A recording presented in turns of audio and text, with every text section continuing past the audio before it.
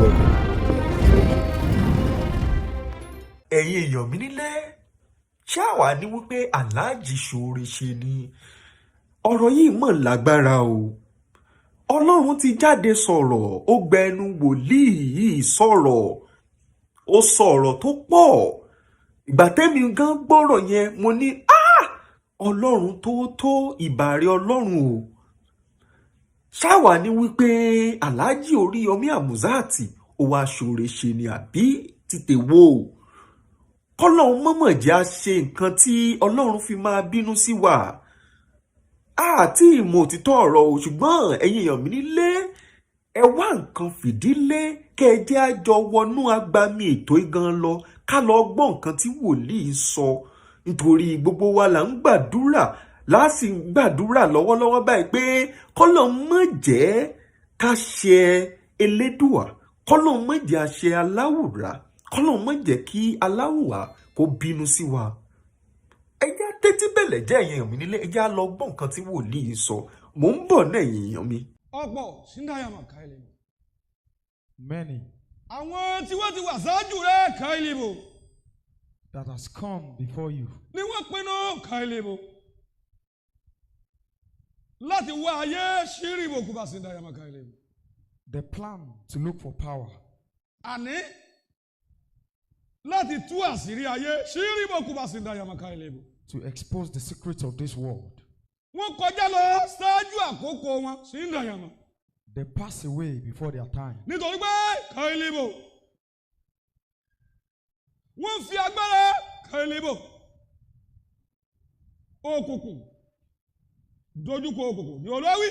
because they use the power of darkness to face ṣírí bò kúbà the síndàyàmà power of káìlì bò. darkness.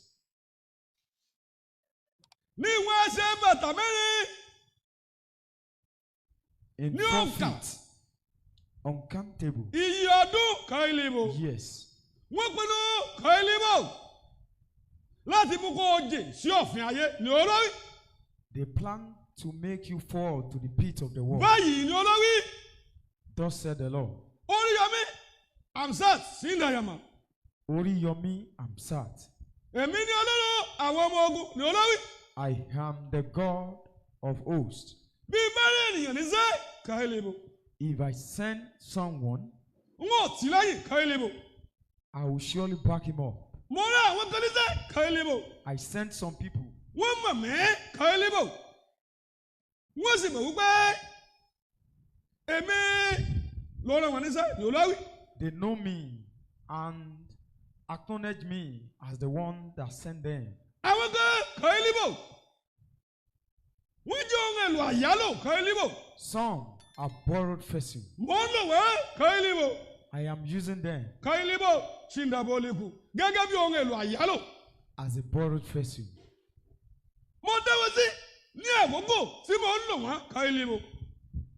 I preserve them during their time. ṣìndàyàmà káìlìbò. ní àkókò tí wọn kò wúlò fún mi mo fi wọ́n sílẹ̀ ayé mú wọn ní olórí. During the time they are not useful, wàtábọ́nìkà. I forsake them and the word capture them. àwọn said the kan Lord. wọ́n jẹ́ ohun èlò sí ọlá káìlìbò. Some are honored vessels. mo lò wọ́n mo dúró tì wọ́n. I use them Bẹ́ẹ̀ sì and ni. back them up. àwọn kan wọ́n jẹ́ ohun èlò aláìlọ́lá ní olórí. Some are dishonored voices, said the báyìí Lord. ní olórí. Thus said the Lord. káìlìbò.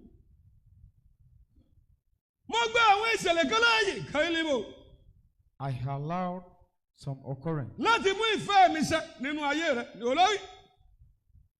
to confirm my will. ní ìgbà In your káìlìbò tó wọ aṣọ ẹ̀gbin káìlìbò èmi nìyí láti lù ọ́ káìlìbò. When you are clothed with filthy rags, See here that I you are am Makailebo. to use you. bó ti àárín ní ọ̀nà káìlìbò tí kò tọ́ mo ń lù ọ́ káìlìbò mo ń fi ohun èlò aláìlọ́lá dààmú tí ọlọ́lá ní olúwa. Though you are walking on the wrong path, I'm using you. wàtábọ́nìkà. I use the dishonored vessel to trouble the ẹ̀mí honored kì í one, wò said the bí Lord. èèyàn ṣe é wò nítorí náà fi ń pè mí ní ọlọ́run ní olúwa. I don't look as man look. That is Báyìí why ni Olúwa. I am God.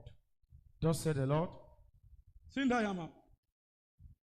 káìlìbò Káílíbò lótìtọ́ ló gbójúlé agbára tí ò tágbára ṣùgbọ́n èmi nìyí gẹ́gẹ́ bí Ọlọ́run aláàánú ni olórí. Truly you rely on the Tábólíkà. power of this world, but here I am God. Báyìí lórí wọ́n sọ ìjìnlẹ̀. Truly, I will say Wọ́n pa òwe pẹ̀lú ní olórí. some deep things, and I will speak proverbially. Wà Said the Tábólíkà. Lord. Ìfẹ́ mi ní Káílíbò. Bẹ́ẹ̀ sì ni mo sọ ṣáájú wípé wọ́n tú àpò àṣírí Káílíbò. It is my will, and I said I will expose Tí ń dàyàmọ̀ many Káílíbò. secrets. Tábólíkà Káílíbò. Bẹ́ẹ̀ sì ni wọ́n sọ omi nítorí tí wọ́n pè ní àpótí ẹ̀rí. And I will speak concerning the Tí ń ark. dàyàmọ̀ Káílíbò. Wọ́n sọ pẹ̀lú ìgbésí ayé rẹ̀ Káílíbò. I will tell you concerning Tí your ń life. dàbò lìkù. Kátó bí ọ́ ní inú ìyá rẹ̀ Káílíbò. Mo ní àkọsílẹ̀ fún ọ wà Tábólíkà. Before you are formed in your mother's Tí ń womb, dàyàmọ̀ Káílíbò. there is a record for you before me. Tí ń dàyàmọ̀ Káílíbò. Mo fi ìfẹ́ mi hàn ọ́ Káílíbò. I prove my will to you. Ìwọ ń wò Káílíbò. Bí ẹni pé ò ń rìn ní ọ̀nà mi, èmi ń mú ọ láòkó tó wù mí láti lù ọ́ Káílíbò. You walk as though you are walking on my way, but I choose to use you. Tí ń dàyàmọ̀, wọ́n pè é. Ogun tí ń dojú kọ sí ọ̀nà wọ̀nyí. Ṣé rí bò? I will divide the battle Tí ń that dàyàmọ̀ lies against Káílíbò. you into Báyìí ni many olórí. ways. Thus said the Lord. Ó dé ilé ayé ọwọ́ agbára Káílíbò. You Tí ń dàyàmọ̀. arrive to this world and look for power. Wà Tábólíkà. Báyìí ni olórí. Thus said the Lord. Àwọn kan wọ́n wà ní ìhà tiẹ̀.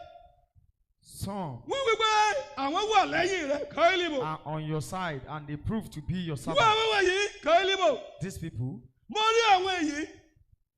Wọ́n dúró lórí awọ sí ń dàyàmọ̀. Wípé àwọn wà lẹ́yìn rẹ̀. I saw them, they prove to be Sí your ń dàbọ̀ servant. olíkù. Báyìí dúró Thus said the Lord. péréte ní agbára àwọn wọ̀nyí Káílíbò. Their power are little. Mo rí nínú wọn Káílíbò. I see some of them Tó o ti tẹ aṣọ wọn mọ́lẹ̀. that you have offended. Wọ́n ń ṣe fẹ́fẹ́ ní ojú rẹ̀ Káílíbò. Ṣùgbọ́n ní ẹ̀yìn wọ́n ń wá ìṣubú rẹ̀ pẹ̀lú ní olórí. They prove to be your friend, but at the back, Sí they ń are dàyàmọ̀ enemies. Káílíbò wà Tábólíkà. Báyìí ní olórí. Thus said the Lord. Káílíbò. Wò ó! Ní ọkàn àyà rẹ̀ ni mo rí ọkàn náà Behold, in your chest I saw that soul tí ó gbé àyà rẹ̀ lé iwájú orí àti inú ọwọ́ Káílíbò. that put her bed before her Káílíbò. head and on her palm. Wọ́n èyí Káílíbò. Èyí ń fi ọkọ̀ lélẹ̀ láti dáàbò bo ẹ̀mí rẹ̀ Káílíbò ní inú ẹgbẹ́ rẹ̀ ní olórí. Behold this soul, he has Tí ń donated dàbò olùkù Káílíbò. Mo wí fún ọ something pé to Káílíbò. protect your life in their gathering. Tí ń dàyàmọ̀ Káílíbò. Èyí Káílíbò. Ó súnmọ́ Káílíbò. This soul is near. Wà Tábólíkà. Èyí Káílíbò. Ó rìn ní tòótọ́ Káílíbò. Ṣùgbọ́n wà Tábólíkà wọ́n fi ìkan gbà kan lórí. Truly this soul search for power, but they collect something in exchange. Káílíbò. Tí ń dàyàmọ̀ Káílíbò. Báyìí lórí. Thus said the Lord. Àwọn kan wọ́n gbọ́dọ̀ wọ́n ní ọ̀rọ̀ gbòòwò. Some call themselves your competitors. Bẹ́ẹ̀ sì ni Káílíbò. Orúkọ rẹ̀ wà ní inú ìgbìmọ̀ mẹ́rìnlélógún náà Káílíbò. And your name is among the 24 gathering. Báyìí lórí. Thus said the Lord. Àwọn kan nínú ìdílé Káílíbò.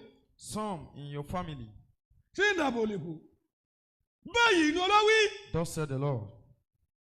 Àwọn kan wọ́n ń tọ pinpin rẹ̀ nítorí pé Some are ó tú àṣírí investigating wọn you ká ilé bò. because you expose their secret.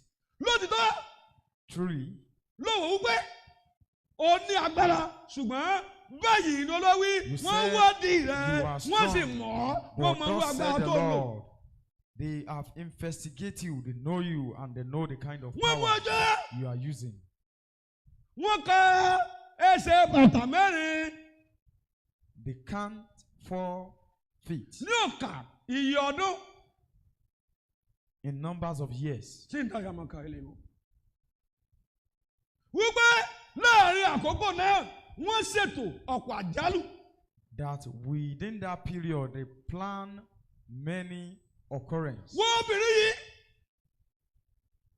ó ń sáré kiri This woman is running. nítorí pé Let us get her. Because ká ilé bò ó fọ́n gbogbo jì fún ọ ká ilé bò. she devotes everything. Báyìí ni olówí Thus said the Lord. Daniel Ebo tó dàbí èmi Ọlọ́run ni olówí. Who is the protector Ṣé ń dáyà mọ́? as me, God? Wàtábọ́lìkà. Kailibo. Báyìí ló lẹ́. Thus said the Lord. Wọ̀nyí ẹ́. Nígbà tá a mú ọ sí inú àhámọ́ èmi nìyí gẹ́gẹ́ bí ẹlẹ́dàá ohun gbogbo. Yòlá. Look at your bag when you are captured. Ṣé I rí bọ́ọ̀gù bá am sì ń dáyà? the creator of all that stand by you. Mo fi ara mi hàn ọ́ láti wá sí inú mi. Yòlá. I reveal myself for you to Ṣé rí come. bọ́ọ̀gù bá sì ń dáyà? Wàtáyà. Mú aṣọ ẹ̀gbẹ́tìlẹ̀ Kailibo. Of the filthy garment. Wàtábọ́lìkà. Báyìí ló lẹ́. Thus said the Lord. Wọ́n ṣe tí ń dáàbò bò ọ́ Look nípasẹ̀ òṣèlú Kailibo. at the authority that protects Ìfẹ́ mi you ní through those láti politicians. lu ọkàn náà Kailibo. It is my will to use that soul Ní àkókò kan Kailibo. in some period of time. Ṣé ń dàyàmọ́? Mo gbé dìde láti dójú ti àwọn tí wọ́n fira wọn sí ipò. I use him to disgrace those who put Kí wọ́n themselves lè mọ̀ pé in èmi high ni Ọlọ́run position tí ń fi ènìyàn sípò. for them to know I am the one that enthroned. Ṣé rí bọ̀kù bàṣì náà? Bí ọkàn yìí, bí o ti ẹ̀ mọ̀ mẹ́ ní Ọlọ́run Kailibo. Though this soul does not know me as Tó God, fi ọlá fún àwọn tí wọn kò fi sí orí ipò sí ìdàyàmọ̀. Mo fi òpè rẹ̀ dààmú ọlọ́gbọ́n. he is honoring those who do not put him in the Kingdom. position, Bó bá using his food to tí ò trouble wá the mi wise, ní ọ̀nà òtítọ́ He gẹ́gẹ́ bí refused Ọlọ́run gbogbo àgbáyé to look ẹ̀sìn for me bọ̀ ní olórí. in the right way as the God of universe. Tí Disgrace rí bọ̀kù bàṣì are náà. coming upon him. Báyìí ní olórí. Thus said the Lord. Mo kọjá sí èmi náà. Wò ó I moved to the other side. Behold, nínú ẹ̀sìn in the tó ló ń religion ṣe. Nínú that èyí you tí èmi kò pè ọ́ sí. said you are into, which I have not called you to. Kí n dáyàmọ̀? N ò sí ojú Kailibo nítorí pé ogun wá láti ibẹ̀ náà tí ó fẹ́ gbé ọmọ. And we open your eyes because there are some battle from them that want to Báyìí swallow ló you. lórí. Thus said the Lord. Mo kọjá sí àpótí ẹ̀rí ní olórí. I moved to the side of the Ark of Covenant.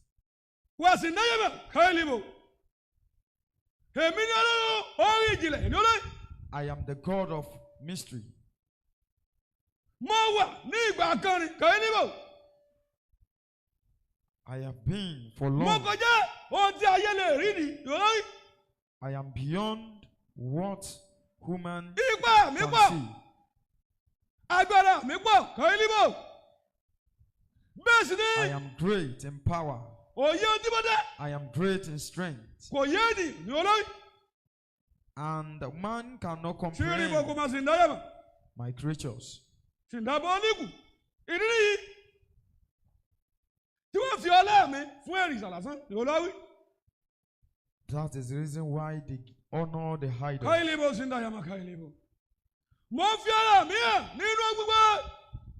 I manifest myself in all things. Bẹ́ẹ̀ sì ni mo fi ọlá àti ògo fún ọmọ mi ni olówí. And I return the glory to my son. Sí ń dàyàmà káyìlíbò. Báyìí ló dé. Thus said the Lord. Ní àwọn ìgbà kan,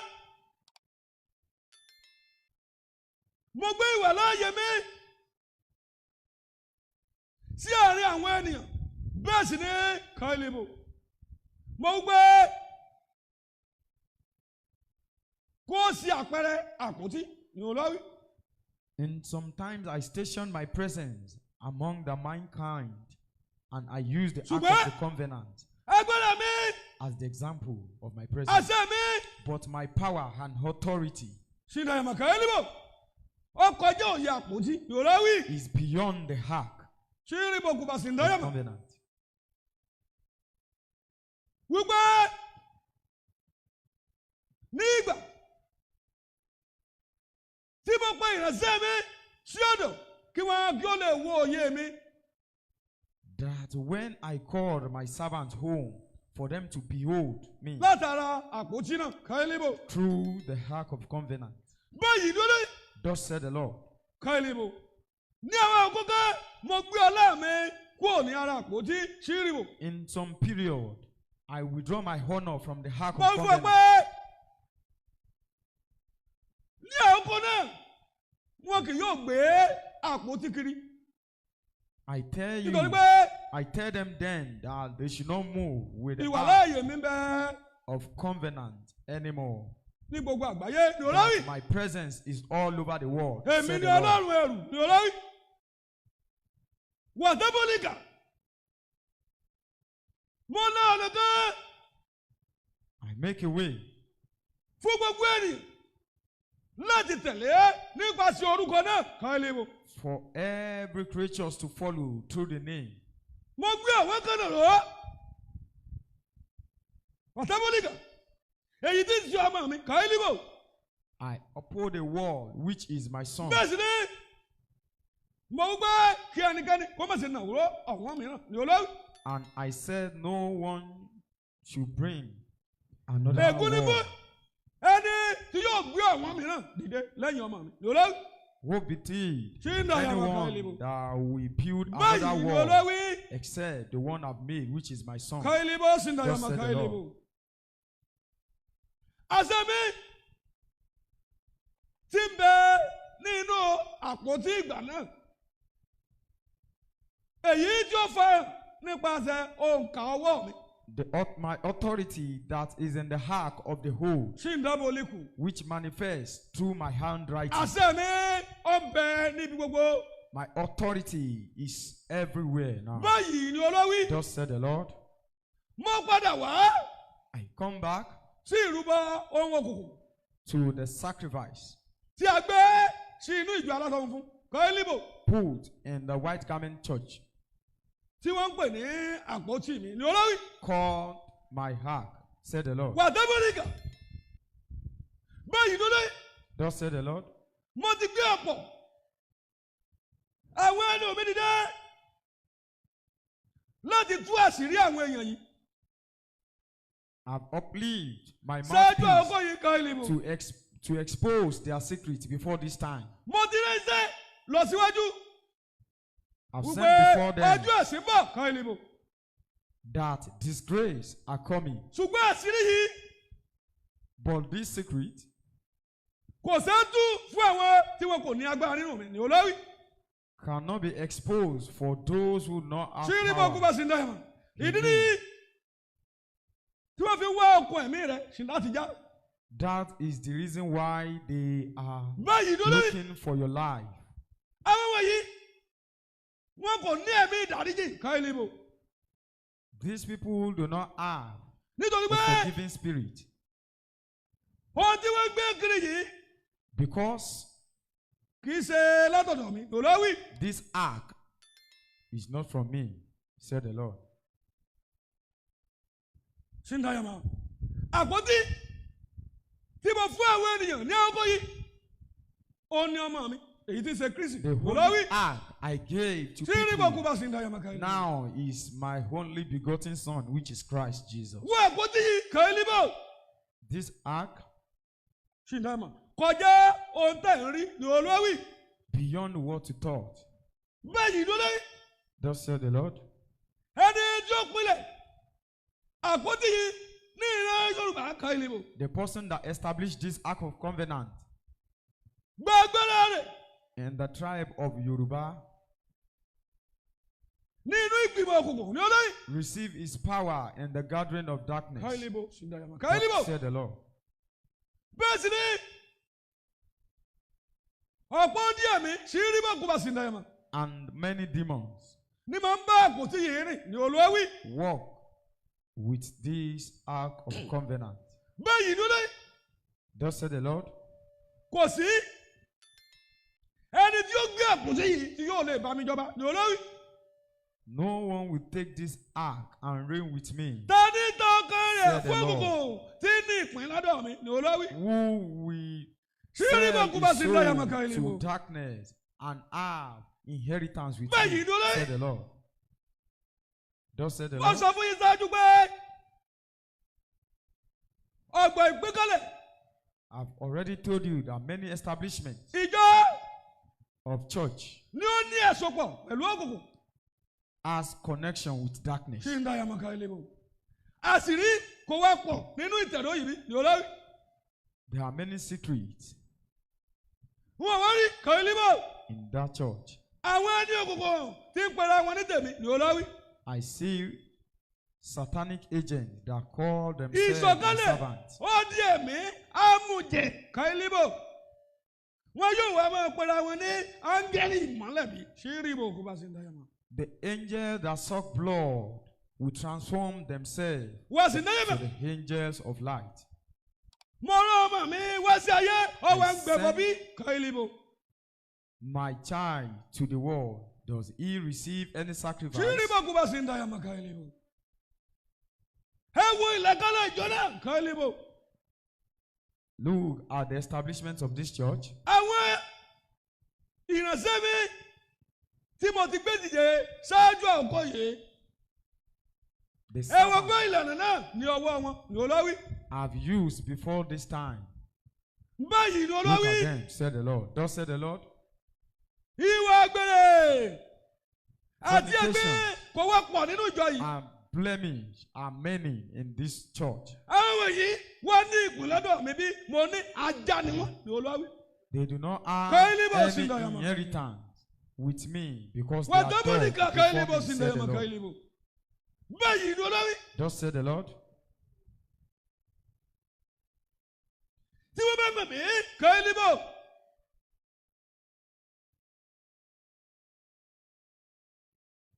Sindayama. Ẹ fún ọ pé kàílíbò Sindayama. Wàlìgámà Sindayama kàílíbò. Kàílíbò Sindayama kàílíbò. Wàtábólíkà Sindayama kàílíbò. Kí wọ́n kí ó sọ àmì wíwá mi ní olórí. If they know me, tell them to say something Ṣíríbò kú bá about the Sindayama. sign Mo wá ń gbé inú for ẹ̀gbin bí my ní second olórí. coming. Do I live in blemish? Said the Lord. Kí ni bòkú bá Sindayama? Èmi wá gbé òrìṣà lékè kàílíbò. Ọmọ mi Do I exalt idol? wọ́n ń gbé ẹ̀gbin tí wọ́n pè ní àpótí kiri. Did Ṣíríbò kú bá my Sindayama. child come with ark? Agbára mi ó gbé inú àgọ́ ènìyàn kàílíbò. Kì í My gbé power inú dwells àpótí tí in a the fọwọ́ body. kàn ní olórí. My power Wọ́n dáyọ̀mọ̀ Sindayama kàílíbò. can never live in the ark that is Mo wí built fún with pé hand. àwọn agẹ́lì òkùnkùn, I tell àwọn you ẹ̀dẹ́ ẹ̀mí òkùnkùn, that the angels of àmú darkness, ẹ̀jẹ̀ kàílíbò. the angels that suck Wọn kò wá blood, ní ìpín nínú èyí bí ní olórí. has their own part in that ark of Báyìí covenant, ní olórí. said the Lord. Ẹ Thus said sọ the fún ọ Lord. pé bàbá them wọn ó kùnà ní ọ̀dọ̀ mi. Olórí. Their father has failed Ṣíríbò kú bá sí náyàmà káyìlíbò. Jẹ́gẹ́ tí ó ní etí kó gbé yìí. Let he that has Ẹ ear wádìí rẹ̀. listen. Káyìlíbò. Àwọn yìí wọ́n kò tọ́ ọ̀nà mi. Lọ́dọ̀. Investigate Ṣíríbò kú them. bá sí náyàmà káyìlíbò. These people do not follow me. Sí náyàmà káyìlíbò. Wàtábọ́lígà.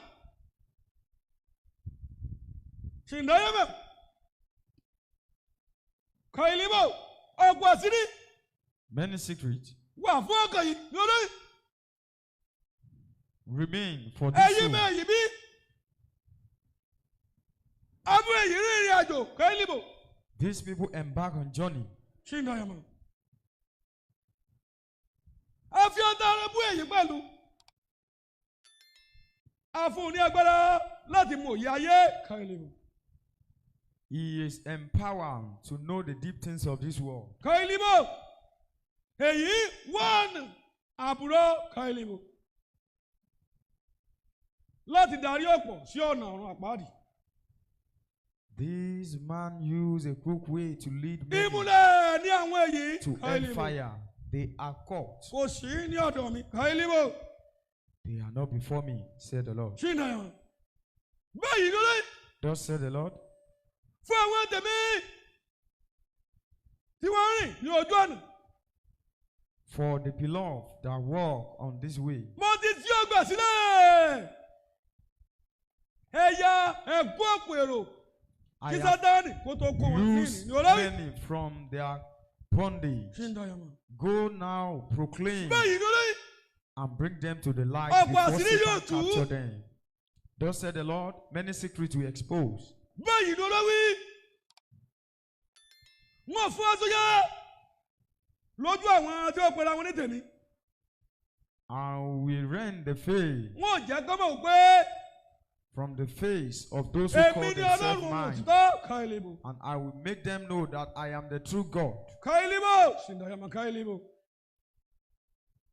Kò sí ohun tí ó farasin ní inú mi ní olórí. Nothing is hidden in me. Sí náyàmà Káyìlíbò. Mo jẹ́ olótìtọ́ ní olórí. I am faithful, said the Lord. Mo rìn nínú ìmọ́lẹ̀ ní olórí. I walk in light. Káyìlíbò. Said Sí the Lord. náyàmà Káyìlíbò.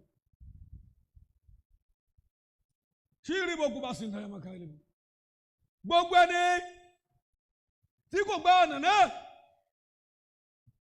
tí ó lọ sí ìyà nígbàkan wọ́n jẹ́ ẹni ègbé. Those who refuse to follow the true way Sí náyàmà. as child of perdition. Báyìí lórí. Thus said the Lord, Bí wọ́n tilẹ̀ gbẹ́ kòtò fún ọ. truly they dig the pit Mo sì ní sẹ́ for you. tí wọ́n lù ọ́ fún ṣùgbọ́n òfúyẹ́. I will still use you for many works. But Wá sí your ọ̀dọ̀ light, mi nípasẹ̀ ọmọ mi. come to me through my son. Káyìlíbò. Bó o bá ṣe àwọn ẹsẹ̀ yìí láì ní mi ọ̀run àpáàdì dúró dì ọ́ ní olórí. Do these works without me. Káyìlíbò sí Hellfire náyàmà is Káyìlíbò. waiting for you, said the Lord. Watayama sindayama Káyìlíbò. Wàyíríbò sindaboligu Káyìlíbò sindayama Káyìlíbò. Ọgbọ́n kẹ̀kún ó kó àwọn ọ̀pọ̀ ní olórí. The pit Mo wí èyí is fún not ọ. full. Mo yí I ọ̀rọ̀ náà. gather many. I tell you this. Ní ìwọ̀n ẹsẹ̀ bàtà mẹ́rin. Observe Ní it ìka in 4 feet, òyì ọdún ṣíríbò. counting the numbers of years. Sá wá sí ọ̀dọ̀ mi. Come unto Nítorí me. pé wọ́n gba àmì láàyè kí o lè mọ̀ pé Because òtítọ́ ni I ọ̀rọ̀ will náà. show you a token for you to know Wo àwọn the word. tí wọ́n dúró ní aláàbò true. fún ọ Káyìlíbò. Look at those Mo who wí pé stand èèyàn lásán ni wọ́n ipa as ti kún your wọn. protector. They are ordinary human Tí beings. ìdáyàmà They are Káyìlíbò. weak already. Èmi ni ẹni tí jẹ́ èmi ni tí ìdáyàmà. I am that I am. Èmi ni ìmọ̀lẹ̀ Káyìlíbò. I am the light. Èmi ni òtítọ́. I am the truth. Èmi ni agbára. I am the Èmi ni power. àṣẹ. I am Èmi authority. ni olóore ọ̀fẹ́ jùlọ. I am the most gracious. Àwọn tèmi mọ̀ mí Káyìlíbò. My people know me. Tí ìdáyàmà Káyìlíbò. Bẹ́ẹ̀ sì ni ó pè kì yóò lè mòye ọ̀rọ̀ mi. Ní Olúwa káìlìbò. Ignorant Ọlọ́run cannot àwọn ọmọ comprehend ogun wí. my Mo dúró word. lórí ọ̀pá fìtílà tó Said kárí the ayé. Lord God of Ní Olúwa hosts, I Ọlọ́run stand Eledumare. upon the pinnacle of the world, said the Lord God of hosts. Káìlìbò sí ìdàbòlè pàtàkì. Kàṣẹ dáyà màkàìlì.